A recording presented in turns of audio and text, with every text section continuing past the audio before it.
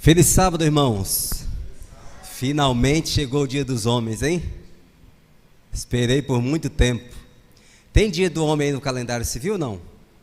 Tem? Acho que não. Tem? Dá uma pesquisada e vê que dia. Hã?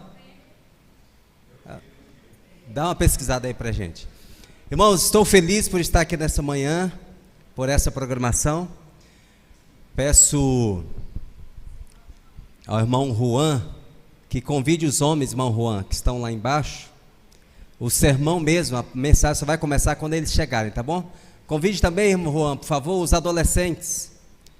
Qual que é o dia do homem? Ah, amanhã. Então tá bom. Eu nem sabia que tinha dia do homem. Irmãos, para ser justo, essa programação foi uma ideia desenvolvida pela minha esposa, a Missilene, era departamento de educação da Associação Baiana, e ela promoveu um encontro de homens. E aí a gente já entendeu que todo mês de novembro, ano passado a gente não conseguiu realizar, mas todo mês de novembro nós precisamos fazer uma programação para os homens. E lá na Bahia os irmãos estão fazendo esse fim de semana também. Vai ser uma bênção. Eu percebo, irmãos, que na igreja as mulheres de um tempo para cá têm feito muitas programações muito boas. Eu percebo resultado nesses programas das mulheres. Encontro Rosa, programação de mulheres, as mulheres se reúnem com a psicóloga, fazem programa na Ponta Negra. Isso tudo é muito bom. E isso me traz uma preocupação. Não a reunião das mulheres, mas a ausência de programação para homens. Eu temo que a gente trabalhe com as mulheres como é devido, elas cresçam como deve ser, e nós tenhamos algum prejuízo por não participar de programações assim que nós precisamos. Mais que as mulheres, nós precisamos de mensagens, de lembrete, de exortar com relação ao nosso dever, à nossa posição e a nossa responsabilidade. Então, graças a Deus, nesse fim de semana, nós estamos conversando sobre isso. Eu sei que tem alguns temas polêmicos nisso, né? À tarde eu quero falar sobre algum tema polêmico. Como, por exemplo, o machismo é um tema que a gente precisa discutir. O feminismo também. Muitas pessoas, muitos jovens e jovens, meninas da igreja, vão à faculdade e elas aprendem que o feminismo é uma teoria que pode ser absorvida pelo cristão, e a gente precisa ajudar a juventude nisso. Tudo pronto aí, Caleb? Só coloca para mim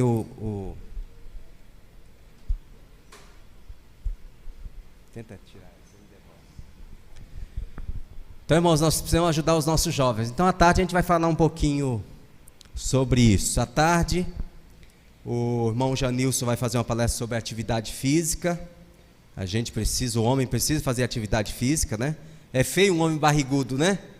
Eu estou preocupado. Então a gente precisa fazer atividade física. E à tarde vamos falar também um pouquinho sobre uma doença que está atingindo muitos homens aí, que é a síndrome de Barack. Já viu falar? Quem já viu na televisão? Síndrome de Barack? Na verdade não deu na televisão ainda, né? Que nós vamos falar hoje a primeira vez. Mas nós vamos falar sobre esses assuntos importantes. E 18 horas depois do pôr do sol, então a gente vai ter uma palestra, 2 palestrinhas rápidas só para os homens, com a ausência das mulheres, tá bom? Então, para começar a mensagem, eu quero pedir que todos os homens sentem aqui nos primeiros bancos. Vamos lá? Reginaldo, por favor. Irmão Áureo, Arley, Rafael, Elias, irmão Arão, irmão Van. Vamos lá. Taline, libera um pouquinho o Ítalo. Primeiros bancos aqui. Não é assim que fazem com as mulheres? Vamos fazer igual aqui. Vamos sentar todo mundo aqui para ouvirmos juntas, até vocês, né? Sair daqui. Vamos à frente aqui. Henrique, cadê os adolescentes? Estão vindo, né? Manda um zap aí e pede para vir todo mundo, viu, Henrique, por favor. Maravilha, hoje os homens vão receber aqui a mensagem à frente. Então, irmãos, Primeiro encontro de homens fortes em Manaus, né? Queremos que essa programação, como é o da ESID e outros programas, seja anual, no mês de novembro, que é o mês escolhido aí pelo governo para cuidar da saúde masculina. E hoje à noite vamos ter uma palestra sobre saúde masculina. Então, desse tema de homem, existem muitas palestras, muito assunto que nós vamos ficar sem falar esse fim de semana. Por exemplo, a aparência pessoal do homem não vamos falar nesse final de semana. E outros assuntos não vamos falar. Mas dentre os assuntos que vamos falar, nós escolhemos falar hoje sobre homem, o quê? Sacerdote. Mesmo sendo uma programação de homens, eu quero dar um espacinho bem pequenininho para as mulheres, tá bom? Eu quero perguntar para as irmãs, para as mulheres, a missão, o papel de uma mulher é desafiador e difícil? Sim? Olha aí. E agora eu quero perguntar para os homens, o papel do macho, do homem, é um papel desafiador e difícil? O que vocês acham? Ney, senta só um pouquinho mais à frente, porque hoje os homens estão no primeiro banco. Vamos aproveitar o dia do homem, viu? Porque é só hoje que a gente tem esse privilégio. Então, irmãos, dentre variadas responsabilidades do homem, na sociedade, na família, na igreja, eu destaquei para a gente falar hoje sobre o papel, a função sacerdote. Mas eu quero lembrar vocês quais são as nossas funções. A diferença básica, fundamental entre o homem e a mulher são as funções. Sabia disso? A primeira coisa que diferencia um homem de uma mulher é o aspecto físico, é o desenho, a figura. E em segundo lugar, o que diferencia um homem de uma mulher são as funções. Isso, irmãos, nós precisamos discutir com os nossos filhos, nossos jovens da igreja. Por exemplo, Deus criou o casal no Éden. E a função de procriar, de gestar, foi dada a quem? Ao homem ou à mulher? Da mulher. Irmão Vando, pode sentar à frente, que hoje os homens estão sentando à frente. Pode trazer a esposa, não tem problema não.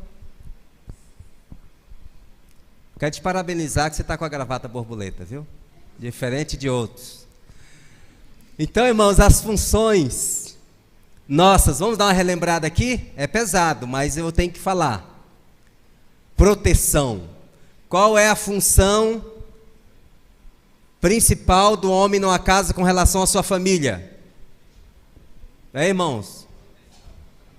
Proteção. Como é que uma mulher se sente com relação ao seu esposo? Ou até mesmo um filho homem? Como é que uma mulher se sente em algumas situações? Deve se sentir protegida, segura. Às vezes a mulher fala, às vezes chama o filho, rapaz, vamos ali comigo no comércio. Qual é a ideia? Proteção, segurança. Essa função foi dada ao homem. O que mais? Provisão. Vocês podem falar, tá, irmãos? Aqui é encontro de homens. As mulheres vão só assistir, nós estamos falando hoje. Qual a segunda função ali? Provisão. Quem é o principal provedor de uma casa, irmãos? Desde quando isso? Desde sempre. E mesmo agora, quando as mulheres estão no mercado de trabalho e provendo, o homem não deixou essa função, não. É função primeira do homem prover o sustento da casa. Tá certo? Vem coisa aí, viu? Lei, organização, legislação. O homem. Eu quero dizer que na educação dos filhos, por exemplo, a mulher faz o papel mais importante na educação de um filho, no sentido de repetição, de modelagem, mas a mulher carece do apoio do marido, quando uma lei é estabelecida na casa. Então a mulher dá uma ordem para o filho e o pai faz o quê? Contraria ou confirma? Confirma. Estabelece lei, estabelece a ordem na família. Eu coloquei aqui, repeti, né? Coesão, né?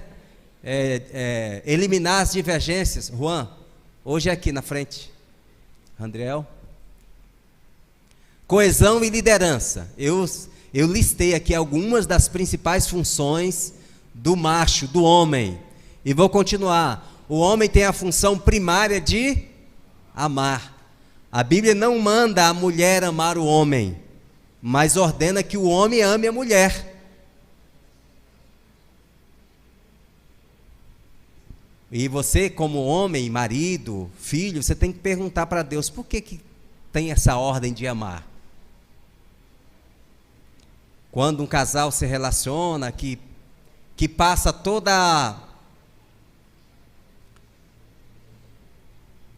todas as ilusões ali dos primeiros momentos de namoro ou de casamento, o amor precisa o quê? Permanecer. E Deus diz, o marido deve amar a esposa como Jesus amou a igreja, a ponto de ter coragem de se entregar por ela.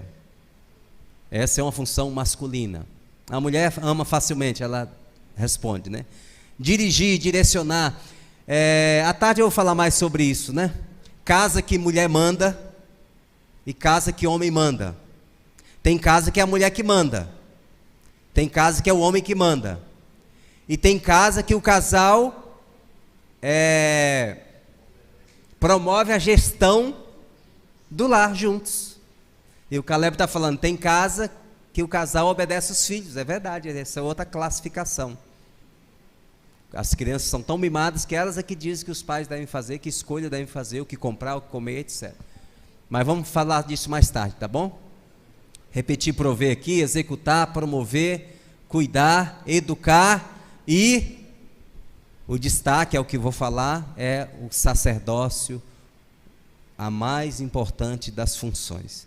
Não quer dizer, irmão, se você é um bom sacerdote do lar, que você vai desprezar. Se você desprezar qualquer outra dessa função, você não é um bom sacerdote. Então não tem como ser um bom sacerdote desprezando as outras funções. Mas eu quero aqui coroar o sacerdócio da família como a principal função do lar, tá bom? Olha que interessante, quando o casal pecou, houve consequências, sim ou não? Qual foi a consequência para a mulher? Dor e submissão. A principal consequência que a mulher teve ao pecar foi essa aqui, ó. Terás filhos com dor, o teu desejo será para o teu marido e ele te dominará. É claro que essa palavra dominar aí não deve ser entendida nesse sentido, né? A gente pode explicar essa palavra até. Mas a ideia é que ela seria submissa. Eu estou mostrando esses textos aqui para relembrar-nos que desde o princípio, na organização que Deus fez da família, do primeiro casal, a função primária foi dada ao homem e não à mulher. Quando Adão pecou, o que aconteceu? Qual foi o resultado principal? Olha só, a maldição da mulher, ou a consequência dada à mulher, a consequência de sua escolha está relacionada ao seu corpo, a si mesma. E o erro do homem está relacionado ao quê? A terra. Maldita é a terra por tua causa. Imagine a tua mulher falar, olha, a energia foi cortada porque você não pagou a conta. Já dá um mal-estar, né? Uma tensão. Imagine Deus dizer a Adão, a terra toda foi maldita por tua causa. Por que, irmãos, que Deus disse isso a Adão? Porque Deus tinha dado o jardim para Adão guardar. E ele não guardou nem a mulher. Sabe aquele texto que não é bom que o homem esteja só? Não é bom que a mulher esteja só. O que aconteceu no pecado, vocês se lembram?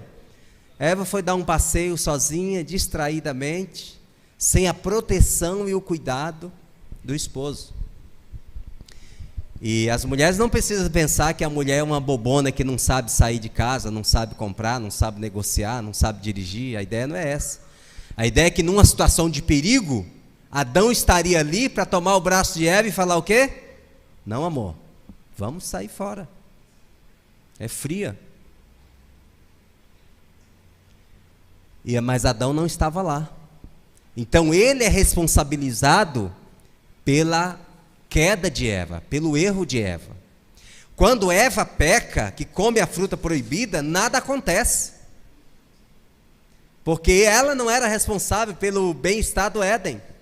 É quando Adão come que o pecado traz as consequências terríveis do que ocorreu. Então, irmãos, eu tenho aqui a lembrança de Abraão.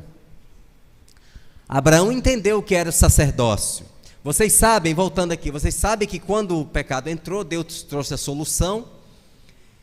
E falando de sacerdócio mesmo, de forma assim prática, Abraão foi o primeiro sacerdote. Ele tomou o cordeiro, o primeiro que morreu, de Gênesis 3:21, colocou as duas mãos sobre a cabeça do cordeiro e confessou o seu pecado. A intercessão de Adão salvaria a sua família, salvou a sua família. Abraão exerceu o sacerdócio, que o sacerdócio, irmãos, é um papel de entre Deus e a família.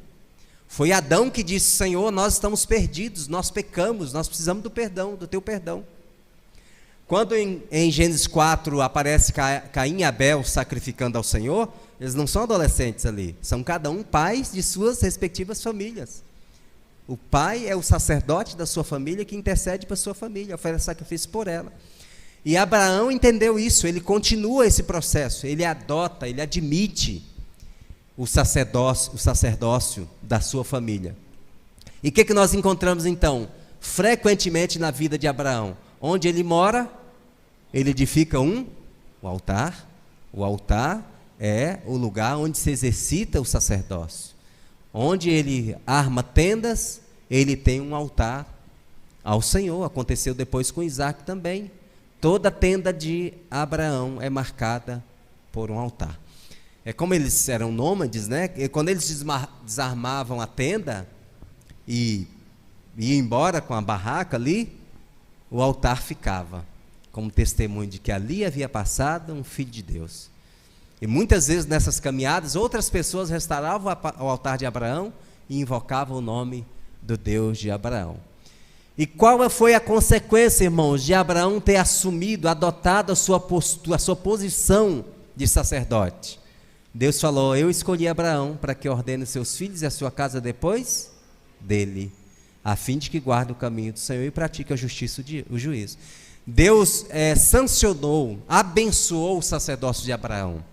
E ele falou: eu escolhi Abraão, e Abraão ordenou bem a sua casa. E depois de Abraão, é tanto que nós temos a nação de Israel, que são filhos de Abraão. Porque Abraão foi esse sacerdote que assumiu esse papel na sua casa. Agora, irmãos, um bom sacerdote também tem problemas em casa, sim ou não? Abraão é o Abraão que nós conhecemos, mas ele teve dificuldade na família, né? Teve uma segunda esposa, o que era contrário à vontade de Deus. Depois ele sofreu as consequências de ter essa amante, não é? Filho fora do casamento, e Abraão teve essa vida complicada por cometer esses erros, né?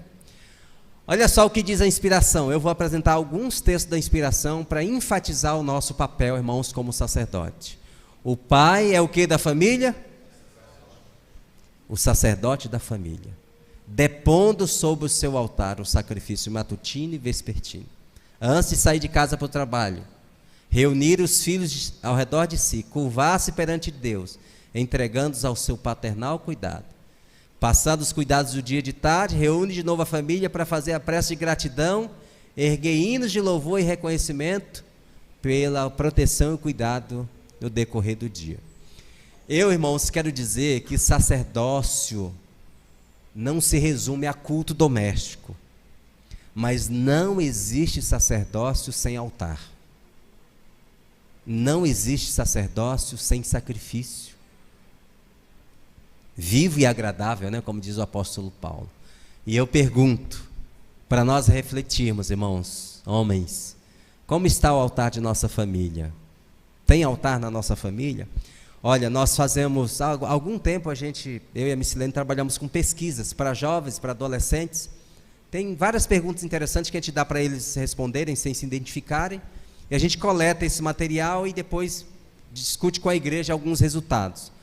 E nessas pesquisas que a gente faz, tanto a Missilene fazendo com os adolescentes, como muitas vezes já fizemos com jovens de nossa igreja, muitos deles respondem que em casa não existe culto doméstico.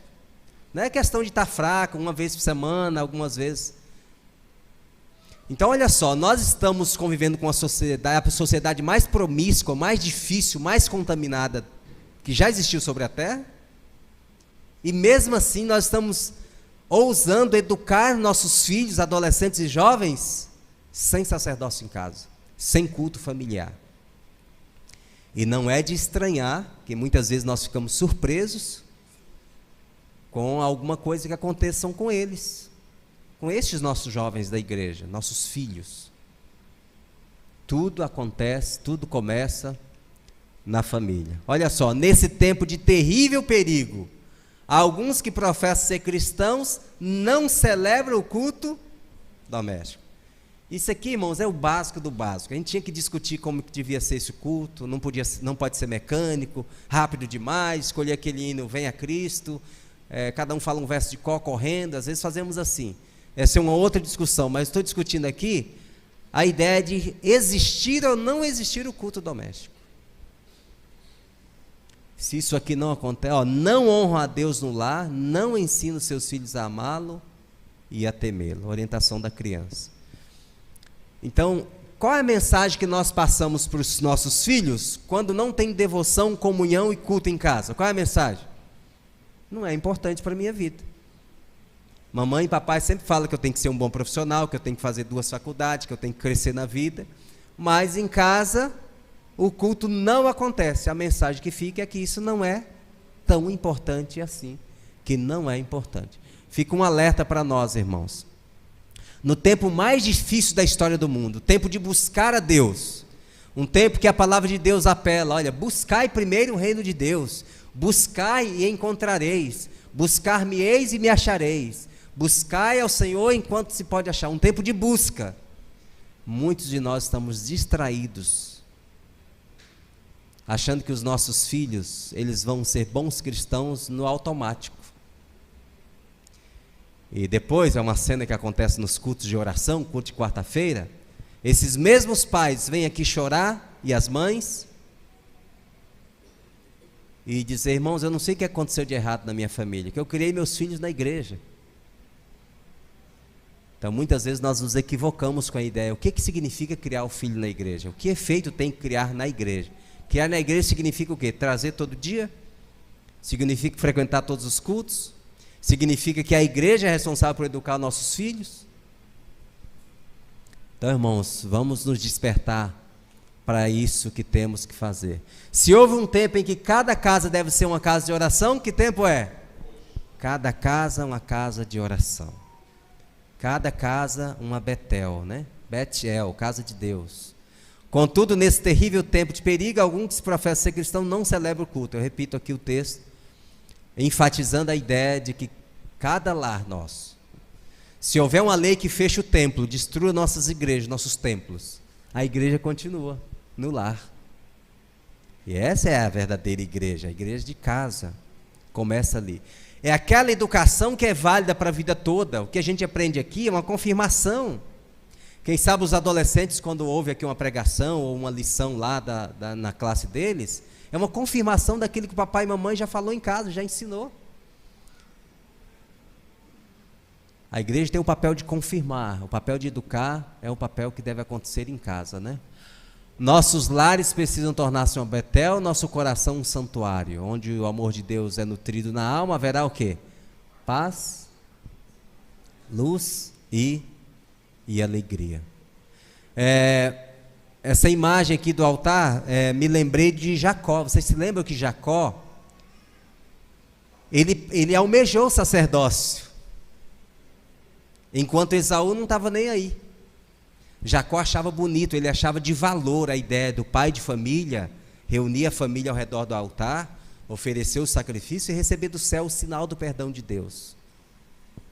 Então Jacó foi um sacerdote da sua família, dando continuidade, né? As horas designadas, irmãos, para o sacrifício da manhã e da tardinha eram consideradas como? Sagrado. Era uma nação que se reunia. Às vezes a gente tem dificuldade de reunir uma família de 4 pessoas. Era uma nação que se reunia para adorar a Deus 2 vezes por dia. Imagine a prioridade que eles davam nisso. É hora do sacrifício, abandonar tudo e ir para o altar.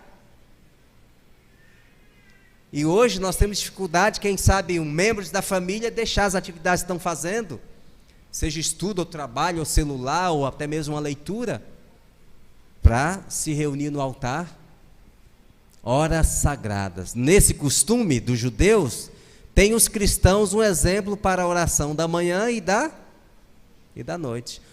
Conquanto Deus condena um ciclo de cerimônias sem sentido, um culto vazio, difícil, especialmente quem tem adolescente e criança, tem que fazer um culto quadrado, um culto com temáticas profundas, mas tem que ser adaptado a cada idade, para ser uma coisa prazerosa, para a gente sentir prazer nas coisas de Deus, né?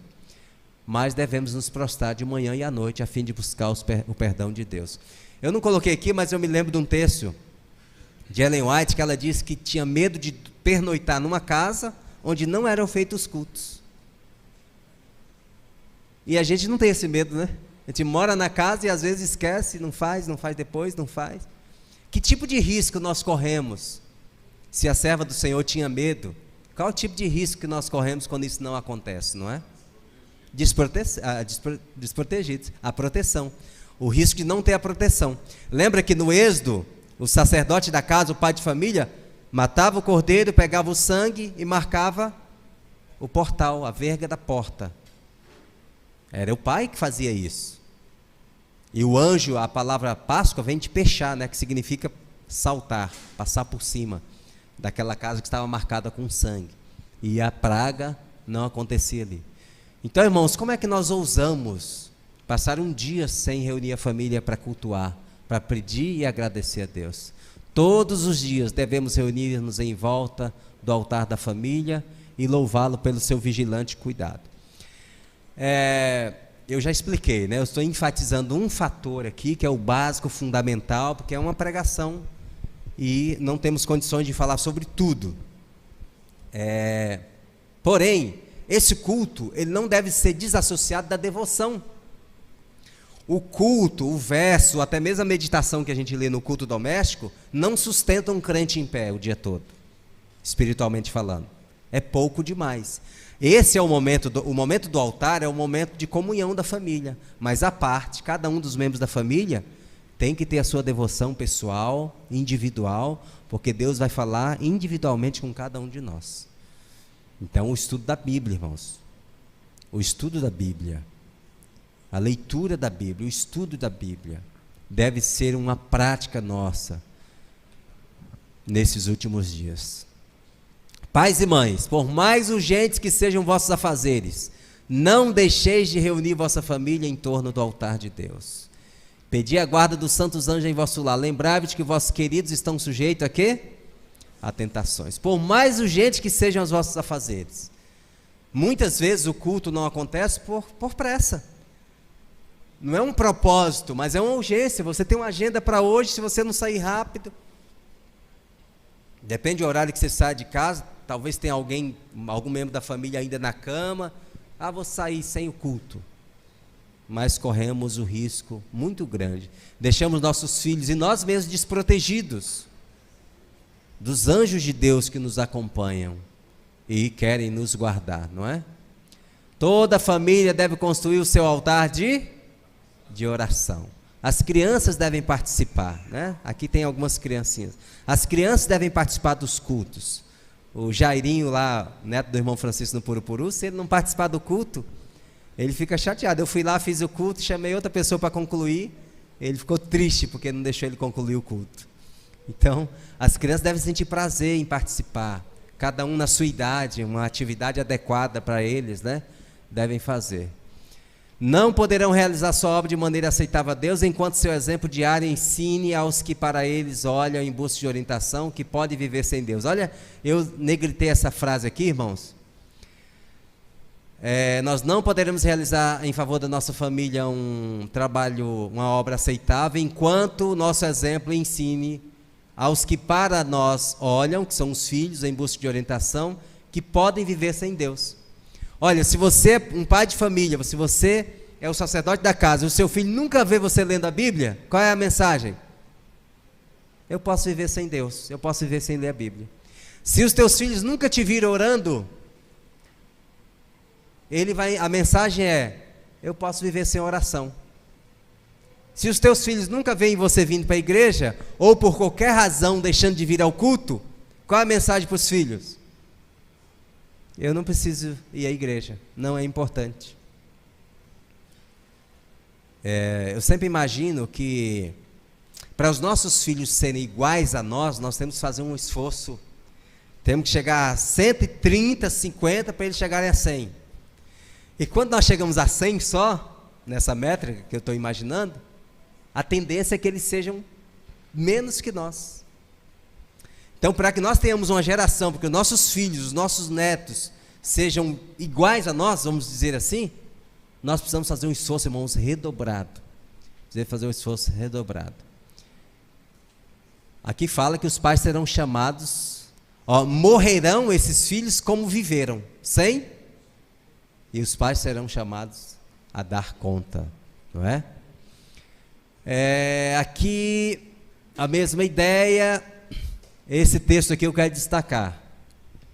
Antes de sair de casa para o trabalho, toda a família deve ser reunida. O pai, olha só, o pai prioritariamente, não só o pai, mas primeiro o pai, porque ele é o sacerdote, ou a mãe, na ausência do pai, deve rogar fervorosamente a Deus que os guarde durante o dia. Aí aqui diz assim, com essa ação, estamos amarrando os nossos filhos ou a nossa família ao altar de Deus. Achei interessante essa expressão, né? Ligar, amarrar, tá no sentido de ligar. Estamos ligando a nossa família ao altar de Deus. Nesse outro texto aparece que o culto, o altar, aparece essa expressão que eu achei muito interessante também. Como é que é? Cerca de proteção. Hoje é muito comum, né? A gente faz uma cerca de proteção, coloca lá concertina, coloca cerca elétrica. Cerca de proteção. A religião na família, o sacerdócio bem desenvolvido, é uma cerca de proteção no nosso lar, na nossa família. Quando não tem cerca, o que acontece? O ladrão entra. E olha, tomem atenção a um ponto. Quando nós colocamos cerca no nosso quintal, na nossa casa, o ladrão vem com a intenção de entrar, mas ele percebe que a casa do vizinho está mais fácil. Porque em algum nível a proteção lá não está tão assim, reforçada. E assim é com o inimigo, irmãos, assim é com Satanás. Para Satanás vencer um casal que ora juntos, para Satanás vencer uma família que ora todos os dias, dá trabalho. Porque a Bíblia diz que o anjo do Senhor acampa-se ao redor daqueles que o buscam. E Satanás, com todas as forças do inferno, não podem prevalecer contra uma família que ora, contra casais que oram juntos e pais que oram juntos com a família. Essa é a nossa responsabilidade, irmãos, essa é a promessa de Deus para nós. Eu trouxe essa figura que eu achei muito bonita. Noé, depois que saiu da arca, passou por toda aquela experiência de fé. A primeira atitude de Noé ao sair da arca foi construir um altar. Irmãos, Noé pregou por quanto tempo? 120 anos. E no final, sabe o que aconteceu? Ele só se salvou com a sua família. Pode olhar aí, contar, não está faltando ninguém. Noé pode ser considerado um missionário fracassado, porque ele pregou durante 120 anos. Ninguém aceitou o evangelho, a mensagem de Noé de salvação. Mas Noé, na verdade, para a sua época, é considerado em Hebreus 11 um grande herói, porque ele salvou a sua sua família. Irmãos, nessa época difícil, se nós chegarmos no céu com a nossa família, nós seremos considerados heróis. Heróis.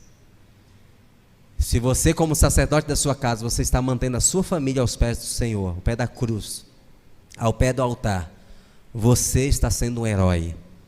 Porque a pressão do mundo, as dificuldades morais desse mundo promíscuo, tem atacado a nossa família, em todos os sentidos. E a gente está pensando em filhos aqui, mas depois do pôr do sol nós vamos falar sobre homens, sobre fidelidade no casamento, sobre as dificuldades que os homens encontram na sociedade promíscua, difícil. Porém, a promessa de Deus é que nós podemos erguer um altar e com a nossa família estarmos na presença do Senhor. Eu quero finalizar com 3 textos, me parece que são 3, que repetem o pensamento que nós iniciamos o culto, com a ideia da importância do homem assumir o sacerdócio da família. Quando o carcereiro de Filipos perguntou para os discípulos o que é que ele precisava fazer, a resposta foi: crê no Senhor Jesus e será salvo quem? Os discípulos disseram para aquele carcereiro que a salvação da família dele dependia dele. A salvação dele dependia de aceitar, crer e aceitar em Jesus. Mas que o ato dele aceitar a Jesus promoveria também a salvação de quem? Da sua família. Sabe o que é incrível, irmãos? Já teve casos na igreja da esposa abandonar a igreja, fracassar na fé e abandonar a igreja, e o marido falar: eu também vou, eu não vou ficar na igreja sozinho. Olha que nível de frouxidão um homem, um marido cristão chega. A mulher abandona Deus, ele acompanha a mulher. Quando a Bíblia apresenta a importância da decisão do homem em conduzir ele e a sua família aos pés de Cristo. Outro texto, já falei lá no início, vou repetir. Eu conheço Abraão, disse Deus, ele há de ordenar seus filhos e a sua casa depois dele. Até hoje, a nação de Israel mantém princípios, costumes, ritos, no mínimo que poderíamos dizer, o orgulho de ser filho de Abraão, de ser parente de Abraão. E Deus reconheceu isso no sacerdote Abraão e falou: eu confirmo, ele vai ordenar a sua casa tão bem que vai passar a geração, o tempo vai passar e esses ensinamentos vão prolongar por muito tempo. E o último texto, irmãos, que eu quero apresentar para vocês, para nós. Num tempo de apostasia da igreja de Israel, no tempo de Israel, Josué era o líder, o substituto de Moisés. Ele tinha feito muita coisa junto com o povo. Ele tinha introduzido o povo na terra de Canaã. Josué tinha assistido a apostasia desse povo em diversas fases da vida deles. E mais uma vez, quando ele já está velho, o povo está em apostasia. E Josué se levanta e ele faz uma pregação, ele faz um apelo, ele faz uma exposição para o povo. Ele diz: olha, vocês não são obrigados a fazer o que Deus manda. Vocês têm a opção de servir ao Senhor, mas vocês têm a opção de servir também aos deuses cananeus. E depois desse apelo, Josué toma ele mesmo uma decisão. E eu quero que essa seja a decisão de cada homem que está aqui nessa manhã. Mesmo aqueles que ainda não têm uma família para cuidar. Mas que essa decisão, ela possa ser independente das circunstâncias, que muitas vezes, como no caso que eu mencionei, não é fácil a esposa abandonar a fé e você permanecer. Muitas vezes vai ser difícil, vai ser desafiador. Mesmo assim, a decisão de Josué foi: vocês podem abandonar a Deus, vocês podem se tornar idólatras, vocês podem se voltar para outros deuses, mas a minha decisão que eu publico para vocês é a seguinte: eu e a minha casa serviremos ao Senhor. Nós vamos repetir essa frase, todos os homens. Nós vamos falar ela como uma oração. E se esse é o desejo do seu coração, como é do meu coração, Deus ele vai ratificar essa nossa decisão. Eu quero pedir para todos os homens ficarem em pé. E nós vamos pronunciar a mesma decisão. Vamos dizer para Deus que assim como Josué tomou a decisão naquele dia, nós hoje, muitos séculos depois, tomamos a mesma decisão. Não uma decisão solitária, mas nós vamos tomar uma decisão de forma coletiva com a nossa família servir a Deus. Então vamos repetir junto. Eu e a minha casa serviremos ao Senhor. Amém? Amém. Que o Senhor nos abençoe para isso.